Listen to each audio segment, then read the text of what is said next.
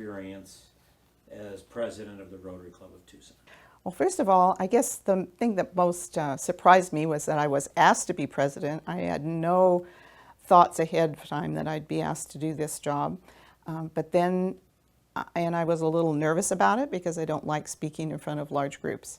But my husband talked me into it, and I'm so happy that I took on the challenge.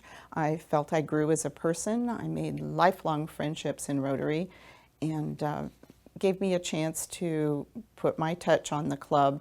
We had just been through an embezzlement by our executive director the year before, and I felt I was the best person at that time to step into the office because I had a lot of secretarial and office background. I had worked with Scott Vaughn during his year prior to mine with the embezzlement, getting rid of the previous ED and working on hiring a new one, and Charlotte Harris and I ran the office while we were doing that. So I felt like it was good timing for me to step in and help in the best way I could. And what might have been your most embarrassing moment? Well, as I said, I'm kind of nervous about talking in front of groups. In my very first meeting, I was all prepared. I had everything all set to go. I had met with the ED. The current ED was Mary Lofbaum, and I came 45 minutes prior to the meeting, and I waited, and Mary didn't come. Our assistant, she was on vacation, so it was just Mary. I think probably about 15 minutes before the meeting was to start, she still hadn't come, and we got a phone call that Mary was on her way to the hospital in an ambulance with a medical emergency. Here we were, no projector, no registration desk things, nothing. I couldn't believe how everybody stepped in. One person did one thing, another person went to the office and got everything, and I don't know how we did it, but we started the meeting on time. It was a miracle. What issues were there during your year? Probably our most challenging issue was an international project that we had started prior to my year. We'd been working on a wheelchair factory in Nogales, Mexico, and it was to employ handicapped people to build all-terrain wheelchairs for their terrible terrain in Mexico. And we soon found out that it's very difficult to deal over the border, and even more difficult when you go to them rather than them coming to you. So Jim Lubinsky and Bob Logan, and then member Jeff Abbott, who spoke very fluent Spanish, which helped. They worked their way through it, and we finished the project and turned it over to the people to run it, and it's still running to this day. Marianne, talk to us about some of the accomplishments that you and your board came up with during your year. My fun thing, my very first meeting that I had worked on prior to my first meeting was new badge pockets for our badges to be put in as the members come to the meeting. They take their badge out, and then when they leave, they put it back in the pocket. And the old ones, I think they must have been the originals. They were old canvas with holes, and they were torn and they were falling apart. And I knew that Irene Decker was a very good seamstress. So I went to Irene and I said, how about making some new badge pockets? She was wonderful. So I bought the fabric, cut it out, and Irene embroidered every single number on every one of those badge pockets, which is over 300. And those are what we're using to this day. So Irene and I left a little legacy.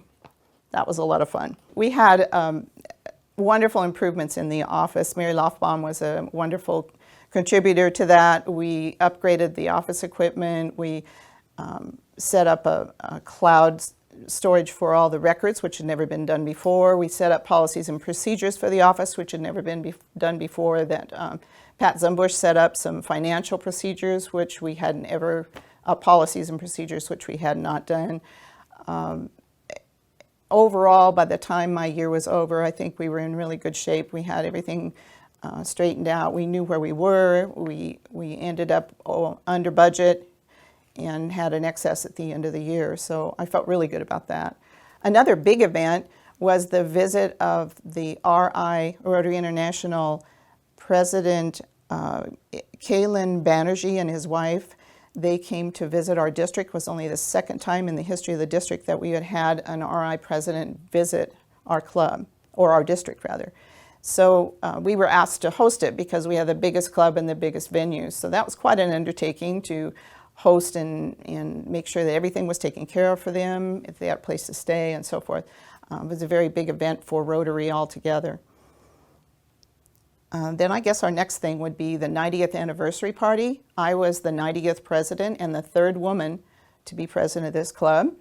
And we decided to have a big party to celebrate our 90th anniversary, which now will be coming up on the 100th. We'll be doing a big one for that. So we had a big party up at Skyline Country Club, and we took advantage of the fact that we had a lot of the presidents there. So we took a big picture of, or a picture of the whole group, which is something that I think should be cherished. Some of those aren't even with us anymore to this day, so it's a very nice thing to have. A couple of new things in my year. The past presidents came up with the Billy Joe Varney Guard Pierce Award to honor a member in our club, and Bob Bernstein and his wife Shar were the first ones to receive that. In their honor, we gave them a $1,000 Paul Harris Fellow. We started the George Hawk Membership Award. George Hawk sponsored more members than anybody has ever sponsored in our club, and in fact was my sponsor and also worked in my business, so I knew George pretty well. The first person to receive that award was Charlotte Harris. The new mentoring team was started by Chuck Sawyer, and that's continuing to this day, where we assign a fellow Rotarian to mentor that new person, make sure they stay engaged in Rotary. Wonderful program, and Chuck Sawyer worked very hard to get that going. Visioning plan was completed with the help of Joni Condit and Kathy Kitagawa. And then, of course, what I'm most famous for is the oatmeal cookies, because I really like oatmeal cookies better than chocolate chip. So the president, since they have a little bit of pull, I was able to bring the oatmeal cookies as our dessert, sometimes the only one, but most of the time it was mixed with the chocolate chip cookies. And then, strangely enough, my cookies went away as soon as I was up with my term. John Wong was our Tucson Classics Car Show chair that year. It was his second year as being chair, and he was trying to outdo his previous year, which wasn't his best. We sold over 13,000 tickets that year prior to the day of show. And we sold tickets online for the first time. Bob Schaff had worked very hard to get that in place with the help of John Lewis. And we were able to give $40,000 to Reading Seed that year. And as you all know, we are, depending on when you watch this film, we're now entering our 10th year with the Tucson Classics Car Show, and it's grown tremendously since then. I've been a part of that committee since the beginning and will continue to do so. I'm very proud of what we've been able to do. We partnered with 5 other Rotary clubs for an international project to provide filtered water for Thailand.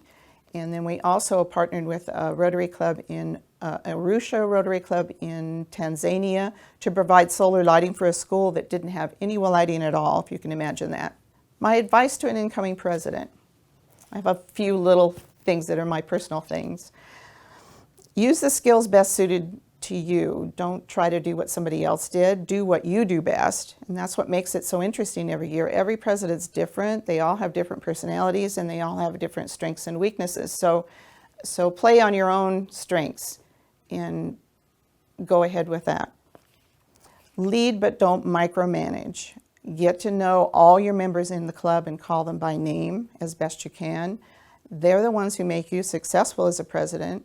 And if they like what you do and they feel like they're being appreciated, they're going to work even harder to make your year a better year.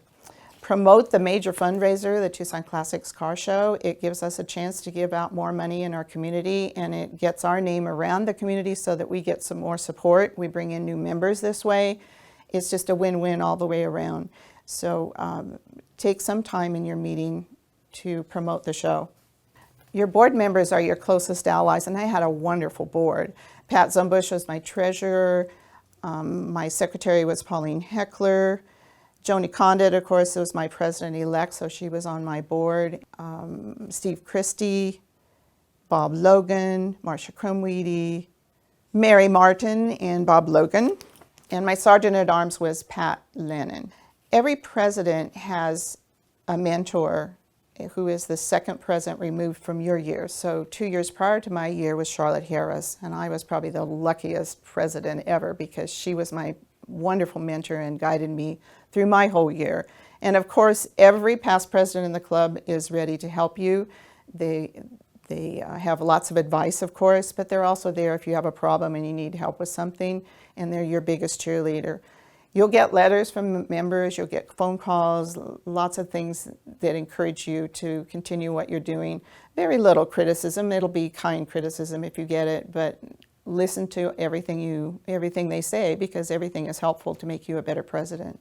Being in this club has provided me lifelong friendships and experience of a lifetime.